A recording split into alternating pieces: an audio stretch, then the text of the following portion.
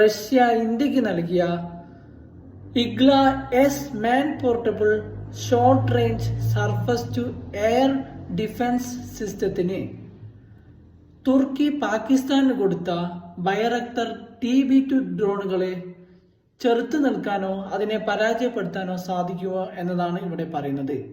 അതിലേക്ക് കടക്കുന്നതിന് മുന്നേ എന്താണ് Igla S man portable short range surface to air defence system എന്നതിനെ കുറിച്ച് നമുക്ക് പഠിക്കാം. ഇഗ്ല എസ് എന്താണ്? ഇഗ്ല എസ് എന്നത് റഷ്യ വികസിപ്പിച്ചെടുത്ത സൈനികർ ഭുജത്ത് വെച്ച് നടത്താൻ കഴിയുന്ന ഏറ്റവും നവീനമായ ഒരു short range surface to air missile സംവിധാനമാണ്. ഇത് താഴ്ന്ന ഉയരത്തിൽ പറക്കുന്ന വിമാനങ്ങൾക്കും ഹെലികോപ്റ്ററുകൾക്കുമെതിരെ ഉപയോഗിക്കാൻ ഉദ്ദേശിച്ചിട്ടുള്ളവയാണ്. പിന്നെ ഇന്ത്യ എപ്പോഴാണ് ഈ കരാറിൽ ഒപ്പുവെച്ചതെന്ന് നമുക്ക് നോക്കാം. ഇന്ത്യ ഈ കരാർ ഒപ്പുവെച്ചത് 2018 ഇന്ത്യയുടെ വാണിജ്യ പ്രതിരോധ ആവശ്യങ്ങൾക്കായി വിവിധ വിദേശ കമ്പനികൾക്ക് നൽകിയ ടെൻഡറുകളിൽ റഷ്യയുടെ റോസ്ബോറോൺ എക്സ്പോർട്ട് ഇഗ്ല എസ് മോഡൽ വിജയിച്ചിരുന്നു.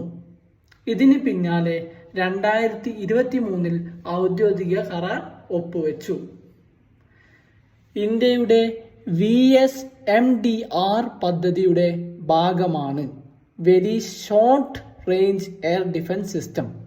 ഈ കരാർ ഇഗ്ല എസ് പുറമെ അതിൻ്റെ പ്രൊഡക്ഷൻ ഇന്ത്യക്കുള്ളിൽ നടത്താനും റോഡ് മാപ്പ് ഉണ്ട്. അതാണ് മെയ്ക്ക് ഇൻ ഇന്ത്യ നയത്തെ പിന്തുടരുന്നത്. എന്തിനാണ് ഈ മിസൈൽ ഉപയോഗിക്കുന്നത് എന്ന് നമുക്ക് പരിചയപ്പെടാം. ഇന്ത്യയുടെ അതിർത്തികളിൽ ദ്രുത വിമാനങ്ങൾ, ഡ്രോണുകൾ, എയർ സ്ട്രൈക്ക് ഭീഷണികൾ എന്നിവയോട് എതിർത്തടിക്കാനും വളരെ പ്രധാനമാണ് ഈ സിസ്റ്റം.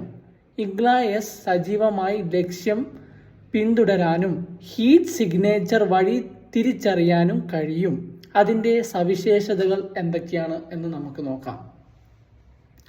അതിൻ്റെ റേഞ്ച് എന്ന് പറയുന്നത് 6 കിലോമീറ്റർ പരിധി വരെയാണ്.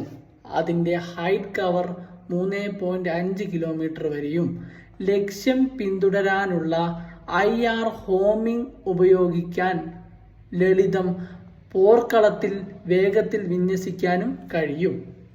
അതിൻ്റെ വിജയനിരക്ക് റഷ്യൻ സൈനികരും മറ്റു രാജ്യങ്ങളും ഉപയോഗിച്ച ഈ സിസ്റ്റം 80% വിജയനിരക്ക് ഉണ്ട് എന്ന് റിപ്പോർട്ടുകൾ സൂചിപ്പിക്കുന്നു.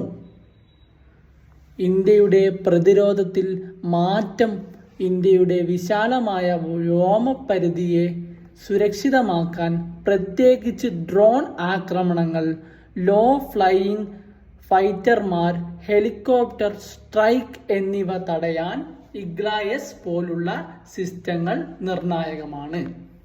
തുർക്കിയുടെ ബൈറക്ടർ TB2 ഡ്രോണുകളെ Igla S missile short range man portable surface to air defence സിസ്റ്റത്തിന് പരാജയപ്പെടുത്താൻ കഴിയുമോ എന്ന് നമുക്ക് നോക്കാം.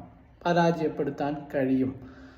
കാരണം എന്തെന്ന് വെച്ചാൽ, റഷ്യയുടെ റിപ്പോർട്ടുകൾ പ്രകാരം ഉക്രൈൻ തുർക്കിയുടെ ബൈറക്ടർ TB2 ഡ്രോണുകൾ ഉപയോഗിച്ച് റഷ്യയുടെ ആർട്ടിലറി സിസ്റ്റത്തെയും ഡിഫൻസ് സിസ്റ്റത്തെയും പരാജയപ്പെടുത്തിയിട്ടുണ്ടായിരുന്നു.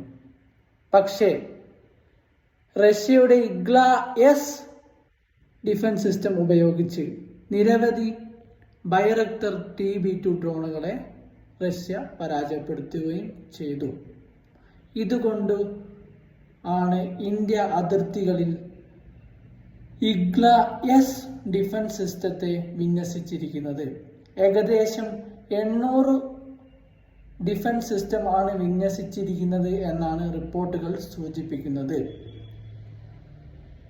ഇന്ത്യ ഇത് വിന്യസിക്കാനുള്ള പ്രധാന കാരണം എന്തെന്ന് വെച്ചാൽ, കുറച്ച് ദിവസങ്ങൾക്ക് മുന്നേ പാകിസ്ഥാൻ എയർബേസിൽ തുർക്കിഷ് C-130 ട്രാൻസ്പോർട്ട് എയർക്രാഫ്റ്റ് കണ്ടതായി വിവിധ ന്യൂസുകളിൽ നാം കണ്ടിരുന്നു.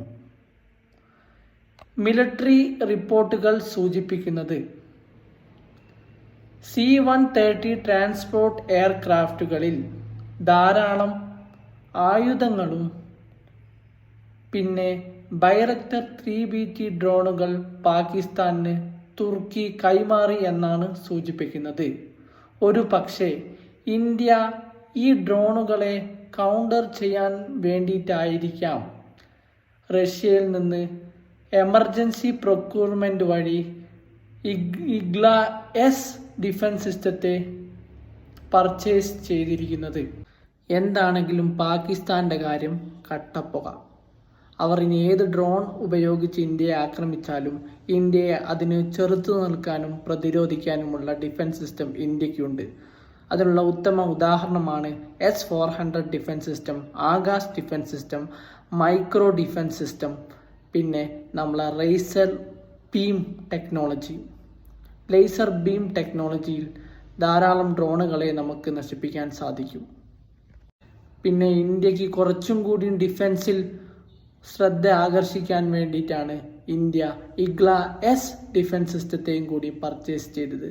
ഇതിൽ ഇന്ത്യയുടെ ഡിഫൻസ് രംഗത്ത് ഇന്ത്യക്ക് വളരെയധികം മുൻതൂക്കം നൽകുകയും ചെയ്യും. മറ്റൊരു വീഡിയോയുമായി വീണ്ടും വരാം.